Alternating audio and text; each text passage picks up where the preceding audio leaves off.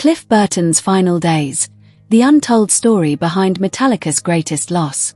For many metal fans, Cliff Burton wasn't just Metallica's bassist. He was the soul of the band. The quiet genius who took the bass guitar somewhere nobody had taken it before. While other bassists stayed in the background, Cliff treated the instrument like a lead guitar, layering distortion, melody, and classical influence into a sound that changed heavy metal forever. People who knew him best say the same thing. Cliff Burton didn't follow rules. He broke them. One musician who toured alongside Metallica remembers exactly what made Cliff so different. He said Cliff was the kind of player who looked at the bass and thought, "What else can this instrument do?" And then he went out and tried it. Effects pedals, distortion, harmonies. Things most bass players avoided, Cliff embraced. That fearless approach helped shape songs like For Whom the Bell Tolls, Orion, and Anesthesia, Pulling Teeth, into something legendary. Even today, those bass lines still send chills through metal fans around the world. But beyond the music, Cliff Burton was something else entirely to the people around him. He was the calm one, the voice of reason. While the early Metallica years were filled with wild personalities, loud arguments, and chaotic energy, Cliff often balanced everything out. Lars Ulrich had the vision. James Hetfield had the power. Dave Mustaine had the intensity. But Cliff had the wisdom. Many musicians who crossed paths with him describe him as thoughtful, curious, and endlessly passionate about music. He wasn't obsessed with fame or ego. He just wanted to play. And those who knew him personally say the brotherhood between the Bay Area thrash scene bands was real. Back in those days, Metallica and Megadeth members constantly crossed paths. Shows in San Francisco often turned into late-night conversations about songwriting, music theory, and life on the road. Cliff was always part of those conversations. One musician recalled how after shows they would all end up at catering, sitting around drinking coffee and talking about the night's performance. Cliff was usually there. And sometimes those simple moments become the ones you never forget. One night during that tour, as everyone finished eating and headed back to their buses, Cliff and his friend said something they often joked about before parting ways. "Maybe I'll see you tomorrow." Cliff smiled and replied the same way he always did. "Maybe I will." At the time, it was just a joke between touring musicians. But those words would later take on a haunting meaning. Because that was the last time they ever spoke. The night everything changed. In September 1986, Metallica was touring Europe in support of their groundbreaking album Master of Puppets.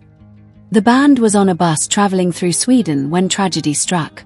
In the early morning hours, the tour bus lost control on a cold, icy road. The vehicle skidded, rolled, and Cliff Burton was thrown from his bunk through the window. The bus then rolled over him. He was only 24 years old. The accident instantly sent shockwaves through the metal community. Fans were devastated, but the people who knew Cliff personally were completely shattered. Metallica themselves nearly ended the band that day. James Hetfield later admitted the group was emotionally destroyed. Cliff wasn't just their bassist. He was their brother. And musically, he was irreplaceable. Cliff's legacy. Despite his short life, Cliff Burton left behind a musical legacy most artists could only dream of. He helped push Metallica from a raw thrash band into something deeper and more complex. His love of classical composers like Bach influenced the band's arrangements and helped shape songs that felt almost orchestral in structure.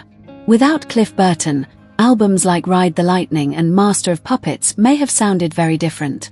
Fans still debate what Metallica might have become if Cliff had lived. Would the band have stayed heavier? More progressive? More experimental? We'll never know. But what we do know is this. Cliff Burton changed the way bass guitar could sound in heavy metal forever. The brotherhood stories. Not every memory of Cliff is tragic. Some are almost unbelievable. One famous story involves Cliff and a fellow musician being arrested together in London back in the mid-1980s. Police stopped them because of their long hair and assumed they were carrying drugs. Both men were thrown into holding cells for hours. Meanwhile, Cliff apparently had a large stash of weed hidden back at their apartment. When police searched the place, everyone expected disaster. But somehow, they never looked under the mattress. The drugs were sitting right there. The officers completely missed them. Later, the police actually apologized and released them. Looking back on it years later, his friend laughed and said it felt like someone was watching over them that night. Those kinds of stories capture exactly who Cliff Burton was. Wild tour stories mixed with deep musical brilliance. Passing the torch. After Cliff's death, Metallica faced the impossible question. How do you replace someone like that? Eventually they chose bassist Jason Newsted, who had auditioned alongside dozens of other musicians. Jason famously showed up to the audition completely prepared, already knowing the band's entire set list. That dedication impressed the band. But even Jason himself admitted something important. Nobody was replacing Cliff Burton. They were carrying his torch forward. And decades later, Cliff's influence is still everywhere. From progressive metal to modern thrash, countless bass players cite him as the reason they picked up the instrument. Because Cliff Burton proved something powerful. The bass didn't have to stay in the background. It could lead. The question that still echoes. Even now, fans still ask the same question. If Cliff Burton had lived, what would Metallica sound like today? Would the band have continued evolving into something even more experimental?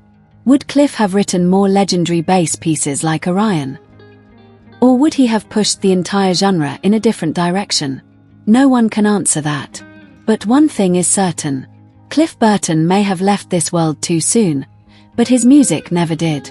And every time those opening bass notes of For Whom the Bell Tolls start playing, metal fans everywhere remember exactly who carried the torch first. Cliff Burton. But even after Metallica chose a new bassist, something about Cliff Burton's presence still lingered around the band. You could hear it in the music. And you could definitely hear it in the way musicians talked about him. Because Cliff didn't just play bass. He redefined what bass could do in metal. In the early 1980s, most bass players in heavy metal stayed in the background. Their job was simple: follow the rhythm guitar, lock in with the drums, and keep everything tight. Cliff Burton completely ignored that rule. Instead, he treated the bass like a lead instrument. He layered distortion over it. He used wah pedals. He experimented with harmonics and classical scales. Sometimes, if you closed your eyes, it sounded less like a bass guitar and more like a distorted cello screaming through a wall of amplifiers. That approach shocked a lot of people at the time. But it also helped define Metallica's sound. Songs like Orion and Anesthesia, Pulling Teeth, weren't just bass parts, they were full musical statements. Cliff could carry an entire song using nothing but his bass, a few pedals, and his imagination. And musicians who watched him perform live often walked away stunned.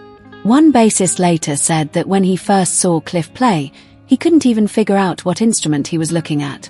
The sounds coming from the stage didn't match what most people thought a bass guitar was capable of. That's how far ahead Cliff Burton was. But what made him truly special wasn't just his playing. It was the way he thought about music. Cliff loved classical composers. Bach, Beethoven, and other orchestral masters were huge influences on him.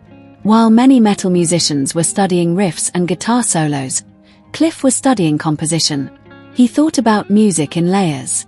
Melodies inside melodies. Textures inside textures.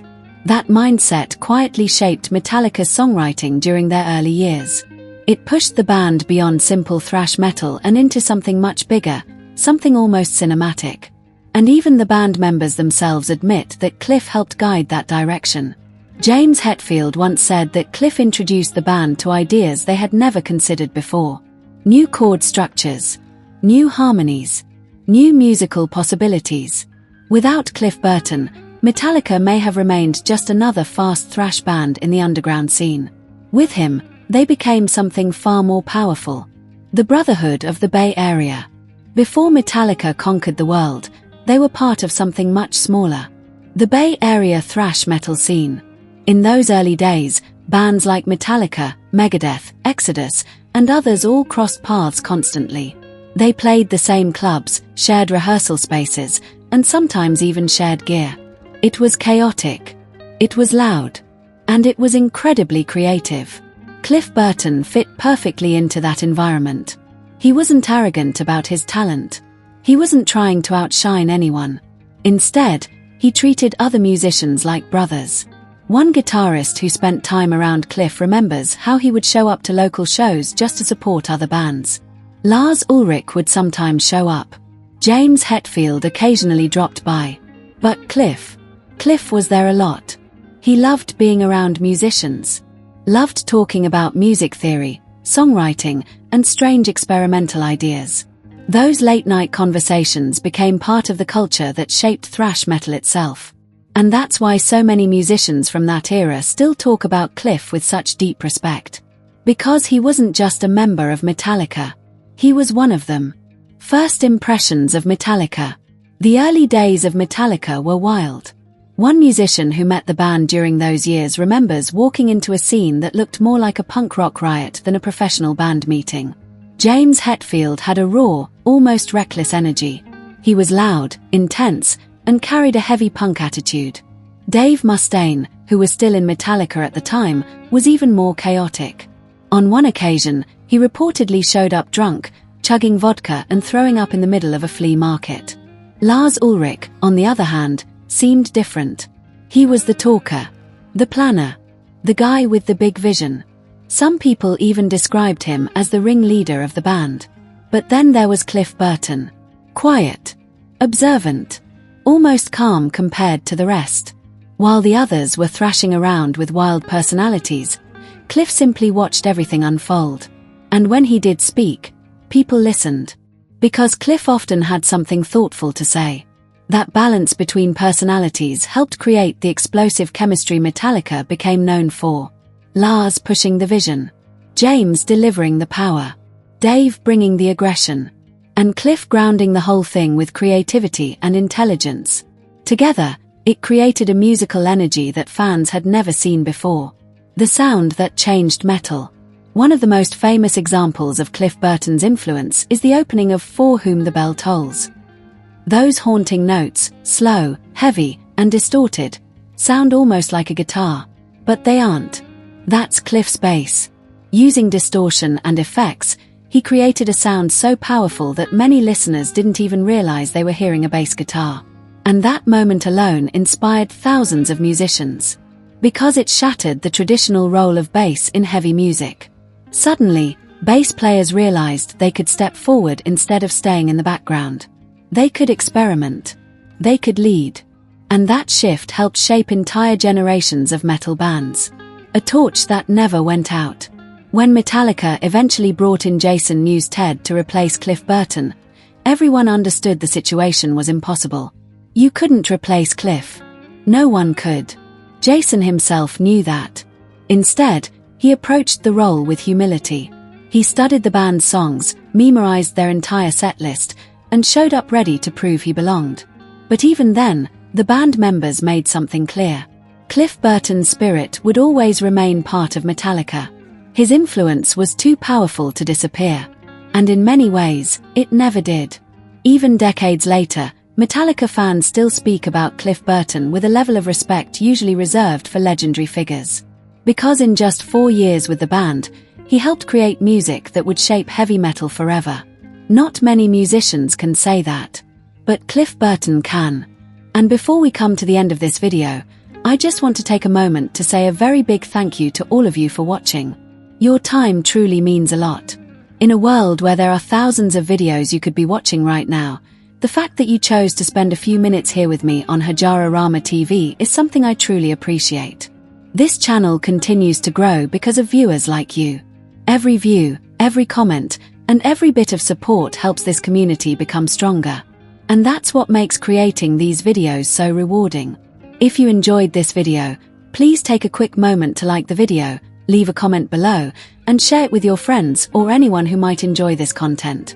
Your interaction really helps the channel reach more people who love stories, entertainment, and updates just like you do. And of course, if you haven't already, make sure you subscribe to my channel, Hajara Rama TV, and turn on the notification bell so you'll always be among the first to know when a new video is uploaded.